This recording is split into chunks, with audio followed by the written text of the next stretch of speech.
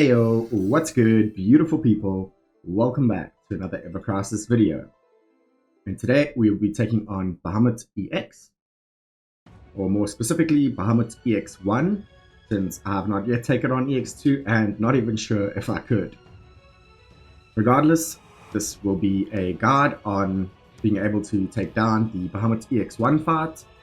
I will show you things you need to prep, show you each phase of the fight, and I'll show you my own run. So hopefully that'll be useful. And of course, we need a battle plan for any difficult battle, and that comes in the form of general prep.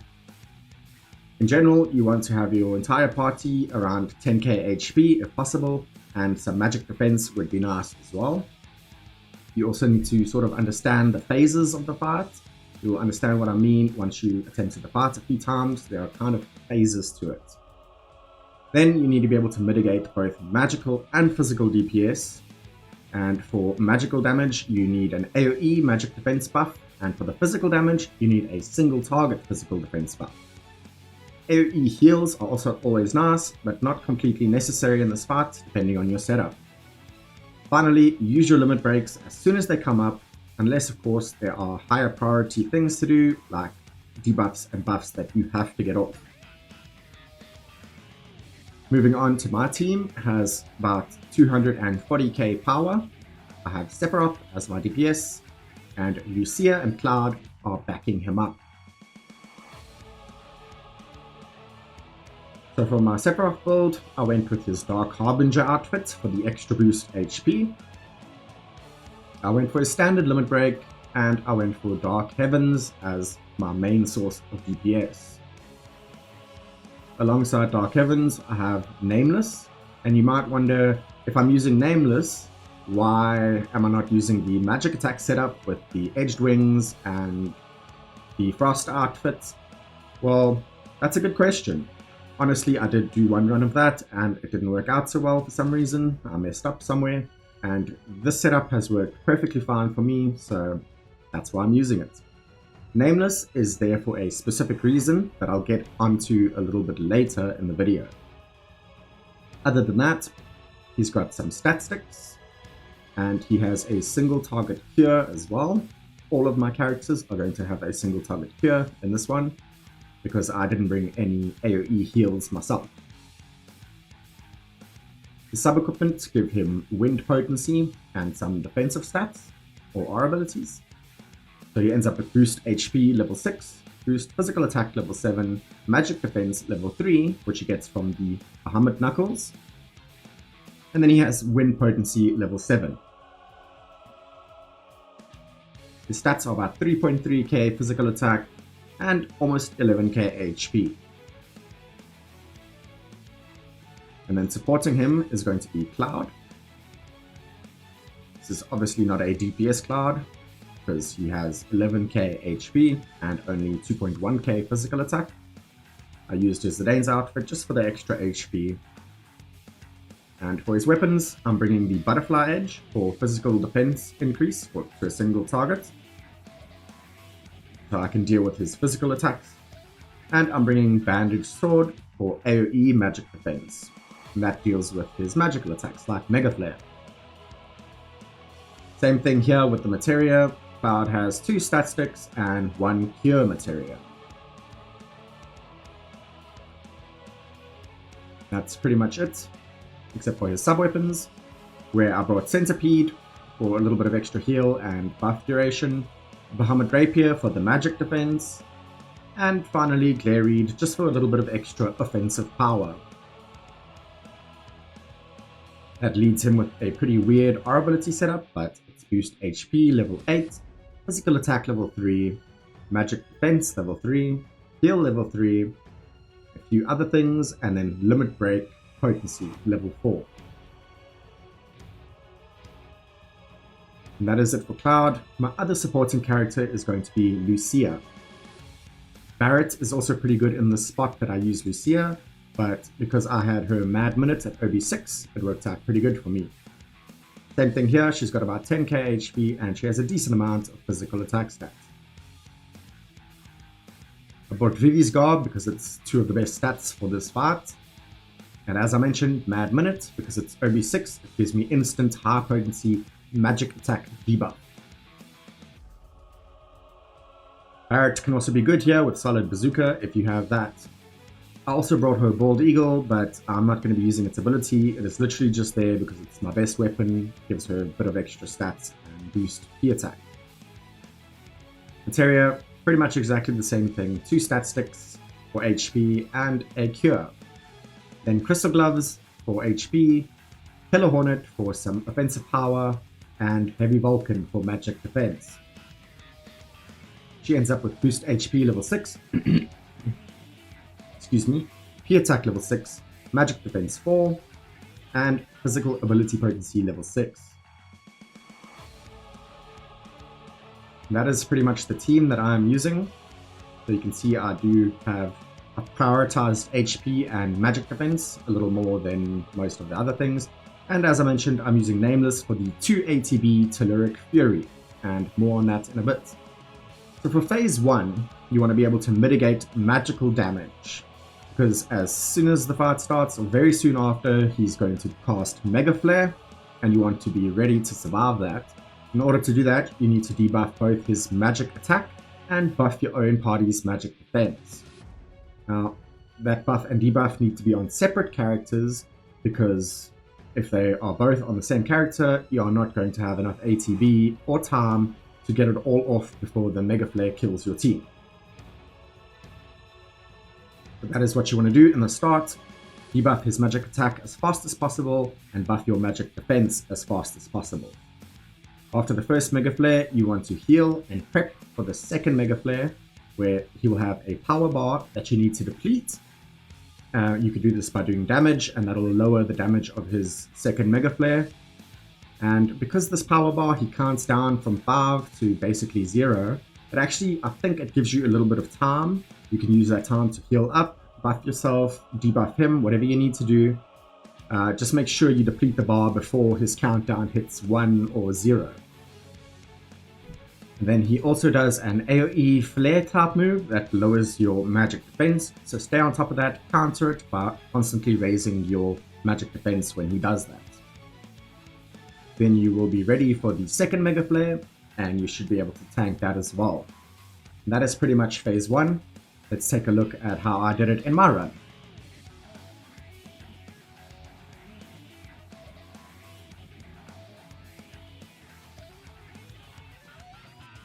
So as you can see, I switched straight to Lucia. I cast my magic attack down as fast as possible, switched to Cloud and cast my magic defense AoE up as fast as possible, and then just switch between the two doing that.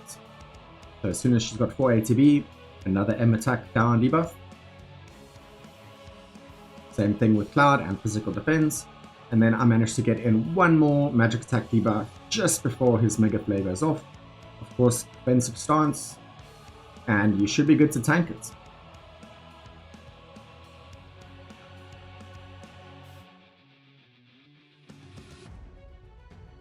And there we have it. Now I use this time to heal up a little bit and to do a bit of damage here and there where I can. Now he starts counting down again, and as I mentioned, he has the power bar. You deplete it by doing damage to him, but because you have a decent amount of time, you can use this time to heal up a little more. So what I did was I just kept on Sephiroth and switched to defensive stance whenever Cloud or Lucia had enough ATB to cast Cure. Then back to offensive stance and Gale Strike. And then I rinsed and repeated that until I was practically full HP, and then I depleted the bar and prepared for the second Mega Flare.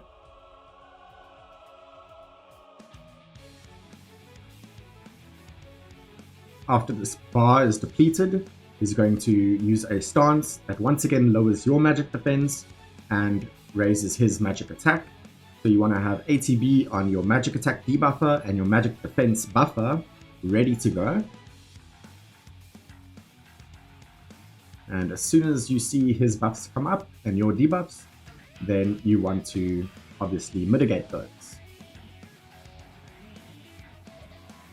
So now he's casting the flare moves that lower my magic defense, and I'm countering it by casting Sanctuary with Cloud.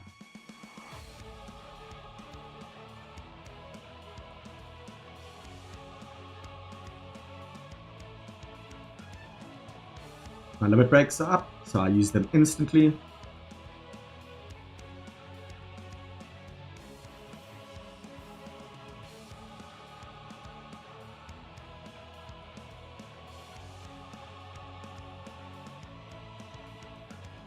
And it won't be long now until he starts buffing himself and debuffing us for the next Mega Flare. So just make sure you're keeping topped up with heals and that you are ready for the next buff stage. Here you have the Mega Flare bar once again. So same concept applies. You want to eventually deplete the bar, but as long as you can do it before his countdown ends, then you can use a little bit of the time to buff yourself, to heal yourself, and do whatever you need to do.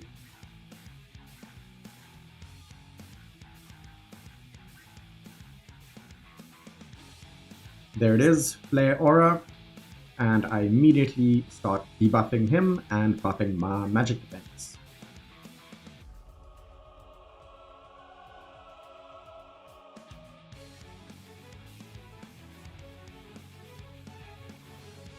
I get a high potency magic defense debuff on him before he casts it, and I get a, I think, mid potency magic defense, and that is more than good enough to survive.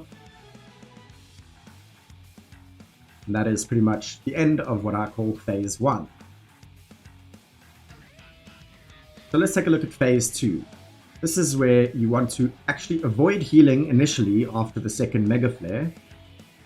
And that is because he is going to do a single target attack.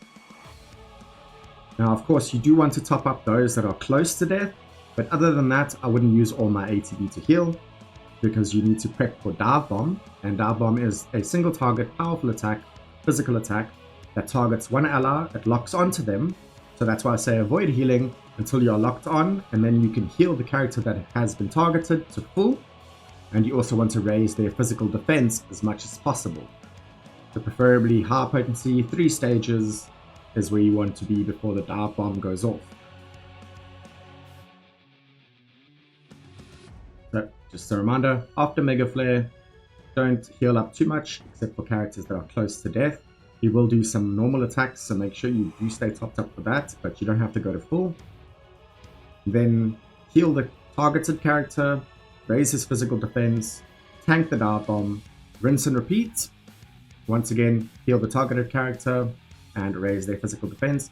In my experience, he targets the same character twice quite often, but that's not a guarantee, so just make sure you know who's being targeted so you can top them up to full and raise their physical defense. The other 2 characters, they could stay at half HP or 40% or whatever, as long as your targeted character is full HP with as much physical defense as possible. Then straight after the second Dive Bomb, you want to save as much ATB as possible. So don't heal once again, because you need as much ATB as you can get for the stream phase. And this is where I use Sephiroth's Nameless. The 2 ATB to Lyric Fury is very useful in breaking a stream phase because it's a diamond stream phase. So your sigil boosts aren't going to be helpful here. You just need to cast abilities as fast as possible.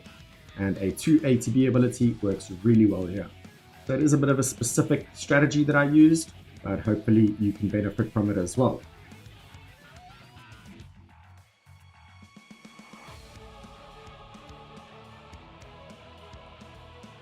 Other than that, you could also lower his physical attack for the Dive Bomb stage.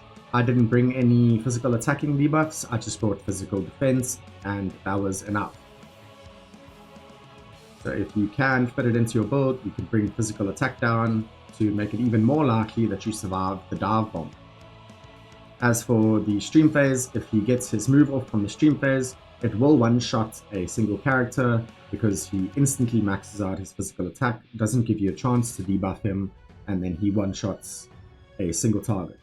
And you might be able to finish the fight with only 2 characters left, but it'll be obviously unoptimal.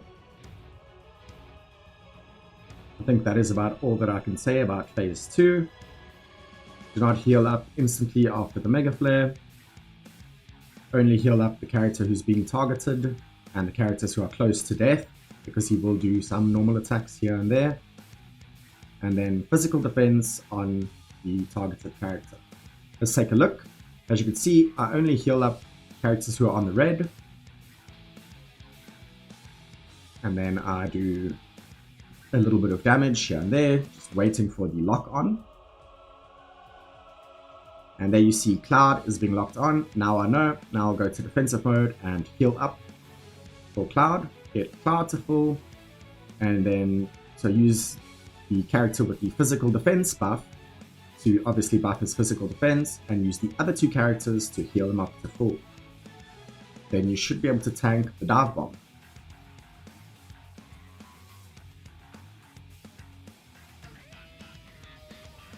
There you have it. Now it's going to be more or less the same. You can save some ATB, wait for the next lock on, and then do the same thing. But the character with the physical defense buff has to be buffing the targeted character's physical defense, and the other two need to heal that character to full.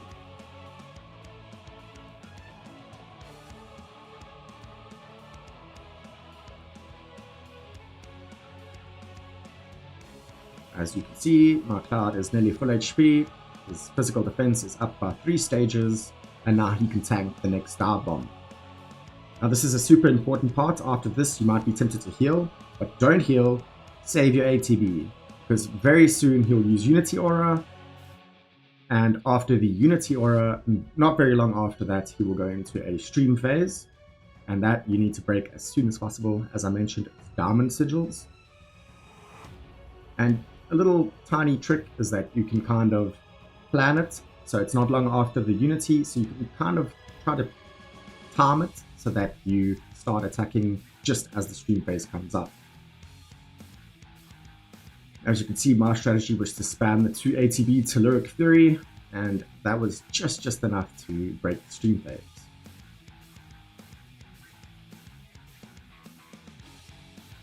Then once you get to the interrupt phase, you don't really want to use the whole interrupt phase to heal up your party to full, especially if you only have single target heals. That's going to take way too much time and ATB. So as mentioned, avoid healing fully. It is actually fine to stay at 40 to 50% for this final phase. All you need to worry about is DPS, DPS, DPS. This phase is a DPS check, and he will do some normal attacks, some single targets, some AoE here and there. Just make sure you topped up to at least 50%. Then he will get a power bar. You need to deplete that power bar, just like before. And just like before, it's a countdown from 5. So you should have a little bit of breathing room here to give yourself buffs, to heal yourself up a little bit, mainly to DPS. And if you have offensive buffs, now would be the time to use it. I personally didn't bring offensive buffs, so I just used this time to heal a little bit and start DPSing him. Finally, once the power bar is depleted, that's when it's a full-on DPS rush. As I said, don't waste your ATB healing up to full, because you just gotta beat him down. You can stay at 40 to 50%, and you just need to rush DPS as much as possible. So switch between your characters and spam only attack moves as much as you can. And if you're strong enough, you should be able to take him down. And that is pretty much all there is to it. Basically, once you deplete the power gauge, it will kind of delay his Mega Flare by a little bit more, giving you more time to DPS him. When the final countdown happens, you will be killed. Let's take a look. This is me after the stream phase. I'm barely using anything to heal, just topping up my characters that are like close to death. And then I'm just DPSing as much as possible. I decided to hang on to my cross slash because my other 2 limit breaks were coming up pretty soon. So there you can see I still have 4 seconds left, and the bar is already halfway down.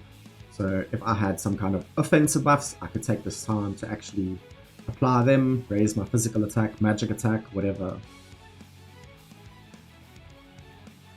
But what you really want to do, the most important thing, is just DPS as much as you can here, all the way until the end of the fight.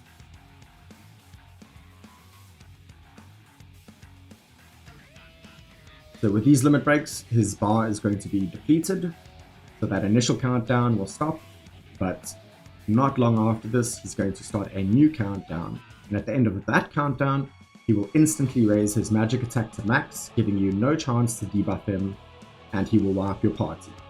So, this is where you just have to hope your team is strong enough and that you can DPS him in time.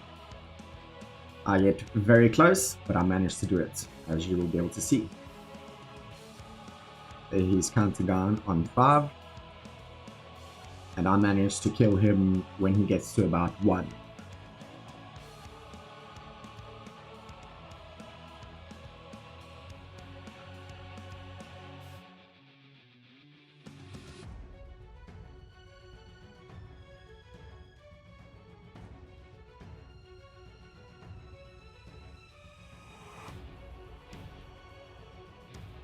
And yeah, that's it for each phase.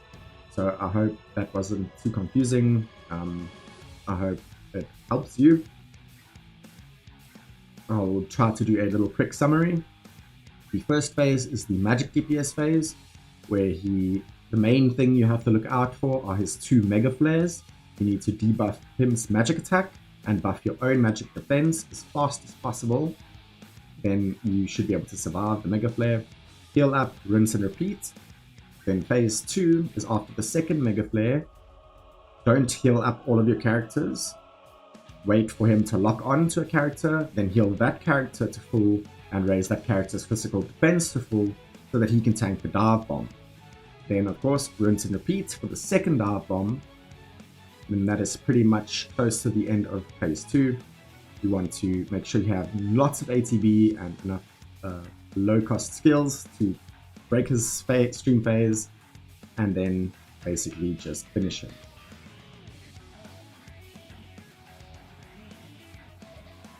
There it is, EX1 completed, and after that you can enjoy leveling up your Bahamut summon, your Mega Flare to level 3, and then level 4.